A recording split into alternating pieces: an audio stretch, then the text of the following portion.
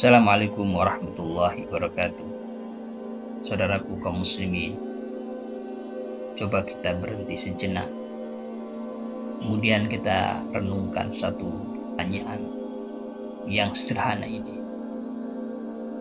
Bagaimana keadaan kita 100 tahun dari sekarang? Bila rumah yang kita banggakan hari ini bisa jadi masih berdiri, mungkin bisnis yang hari ini kita perjuangkan juga masih berjalan.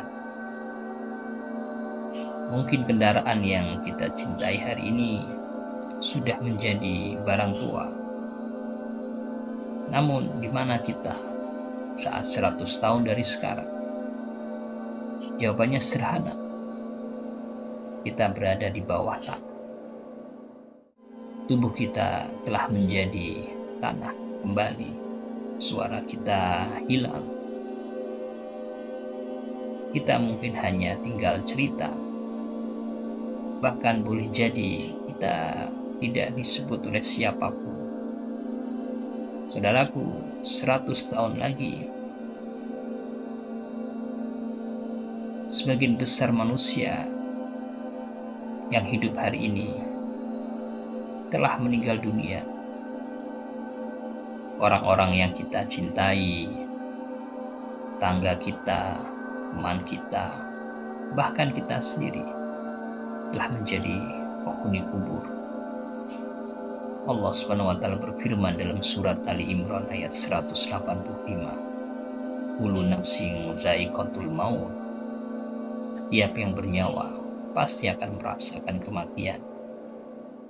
Tidak ada satupun yang bisa lari dari kematian. Tidak kaya, tidak miskin, tidak pejabat, tidak rakyat jelata, tidak ulama, tidak pula pengusaha. Semua akan berada pada satu titik yang sama, kematian. Namun yang membedakan adalah bekal dari masing-masing. Apa bekal yang dibawanya? Saudaraku, kita lihat hari ini manusia, mereka berlomba-lomba mengejar dunia, pagi hingga malam, memikirkan uang, karir, bisnis, popularitas, rumah yang besar, mobil mewah. Namun sedikit yang bertanya, sudahkah aku menyiapkan bekal untuk kuburku nanti? Allah Subhanahu wa taala mengingatkan kita dalam surat Al-Hasyr ayat 18. Ya ayyuhallazina amanu taqullaha wal tanzur nafsum ma qaddamat lighad. Wahai orang-orang yang beriman, bertakwalah kalian kepada Allah Subhanahu wa taala, dan hendaklah setiap jiwa memperhatikan apa yang telah ia persiapkan untuk hari esok. Saudaraku, dari ayat ini, hari esok yang dimaksud bukan sekedar besok pagi atau besok dalam kehidupan dunia, tetapi hari ketika manusia berdiri di hadapan Allah Subhanahu wa taala. Itulah makna hari esok. Saudaraku, coba bayangkan satu keadaan ketika ruh mulai dicabut, keluarga kita menangis, orang-orang mengelilingi kita, mengelilingi jenazah kita. Namun saat itu, jabatan yang kita emban selama ini, yang kita banggakan selama ini, tidak ikut menemani. Saldo rekening di bank tidak ikut bicara. Rumah mewah tidak masuk ke liang lahat. Yang ikut hanyalah amal. Rasulullah SAW bersabda dalam hadis yang sahih riwayat Bukhari dan Muslim. Rasulullah bersabda, yatsba'ul mayyit salasah ahlu wa malu wa amalu fayarji'u isnani wa yabqa wahid yarji'u ahluhu wa malu wa yabqa amalu. Mayit diikuti oleh 3 perkara: keluarganya, hartanya, dan amalnya. Lalu dua kembali, dan satu tinggal bersamanya. Keluarga dan hartanya kembali, sedangkan amalnya tetap bersamanya. Subhanallah. Maka pertanyaannya, jika kita wafat, apa yang menemani kita? Sholatkah? Sedekahkah? Amalan tilawah Al-Quran kita? Zikir kita? Air mata taubat? Atau justru yang menemani kita adalah dosa yang banyak? Saudaraku, Allah menggambarkan penyesalan manusia ketika kematian datang. Allah Subhanahu wa Ta'ala berfirman dalam surat Al-Mu'minun ayat 99 dan 100. Allah berfirman, hatta idza jaa ahadahumul maut qala rabbirji'un la'alli a'malu salihan fima tarak. Yang artinya hingga apabila kematian datang kepada salah seorang dari mereka, dia berkata, wahai Rabbku, kembalikanlah aku ke dunia agar aku dapat beramal solih terhadap apa yang telah kutinggalkan.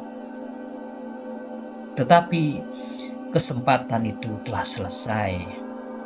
Tidak ada lagi tambahan waktu, tidak ada lagi penundaan, tidak ada lagi perkataan nanti saya taubat, nanti kalau sudah tua saya akan rajin ibadah, nanti kalau bisnisnya sukses saya akan bersedekah. Karena kematian tidak menunggu kesiapan kita. Saudaraku, betapa banyak orang yang dahulu terkenal, kini hanya tinggal nama di batu nisan. Betapa banyak orang yang kaya, ini tak mampu membeli satu pun detik tambahan umur. Betapa banyak orang yang dahulu dipuji manusia, ini sendirian di dalam kubur, nunggu hisab. Lalu mengapa kita terlalu mencintai dunia? Padahal Allah telah berfirman dalam surat Ali Imran ayat 185, wa mal hayatud dunya illa mata'ul ghurur. Tidaklah kehidupan dunia melainkan kesenangan yang menipu. Saudaraku, bukan berarti Islam melarang mencari dunia. Tidak. Islam itu mengajarkan keseimbangan. Bekerja boleh, mencari nafkah boleh, berbisnis boleh, itu semuanya baik. Tapi jangan sampai dunia membuat kita lalai dari akhirat. Jangan sampai sibuk mencari uang, tapi lupa sholat. Jangan sampai sibuk mengejar karir, tetapi lupa baca Al-Quran.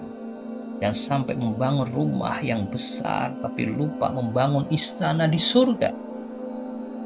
Saudaraku, kalau hari ini kita masih hidup, masih diberikan nafas, masih bisa sujud, masih bisa ruku, masih bisa membaca istighfar, maka itu tanda Allah masih memberikan kesempatan kepada kita.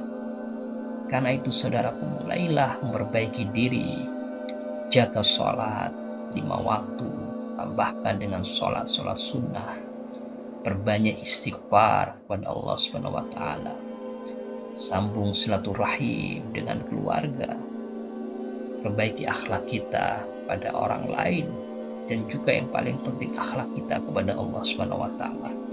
Perbanyak sedekah, baik sedekah yang wajib maupun sedekah yang sunnah. Dekatkan diri kita dengan Al-Quran, baca, hafalkan, pahami maknanya, dan ajarkan Al-Quran. Karena 100 tahun dari sekarang yang tersisa bukan harta, bukan jabatan, bukan popularitas, tetapi amal soleh. Semoga Allah Subhanahu wa Ta'ala menjadikan kita hamba-hambanya yang cerdas, yang bersiapkan bekal sebelum datang kematian, dan menutup hidup kita dengan husnul khatimah. Amin, amin, ya rabbal alamin. Assalamualaikum warahmatullahi wabarakatuh.